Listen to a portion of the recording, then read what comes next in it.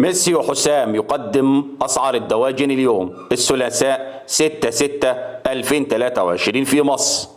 زلزال قوي للفراخ البيضاء الآن. السلام عليكم ورحمة الله وبركاته. أهلا وسهلا بكم أصدقائي المتابعين للقناة. لو لسه بتشوف القناة لأول مرة فضلا وليس أمرا اعمل لايك للفيديو واعمل اشتراك للقناة عشان يوصلك كل جديد، ولا تنسوا الصلاة على سيدنا محمد صلى الله عليه وسلم، واشتراككم في القناة شرف لنا. أما بالنسبة للأسعار في المزارع، سعر البط البلدي في المزرعة سجل 95 جنيه للكيلو. سعر البط الفرنساوي في المزرعة سجل 59 جنيه للكيلو. وكمان ساعة هينزل لكم فيديو جملة وقطاعي في المحلات.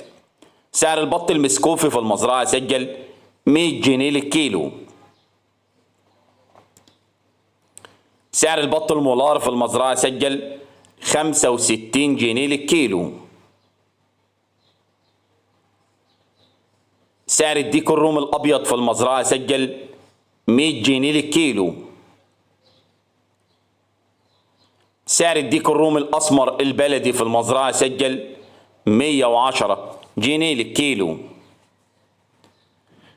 سعر الفراخ البيضاء في المزرعة سجل اليوم أعلى سعر 68 وسعر التنفيذ 67 جنيه للكيلو.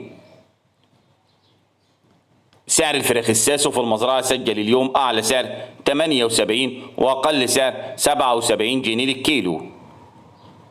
سعر الأرنب اليوم في المزرعة سجل 80 جنيه.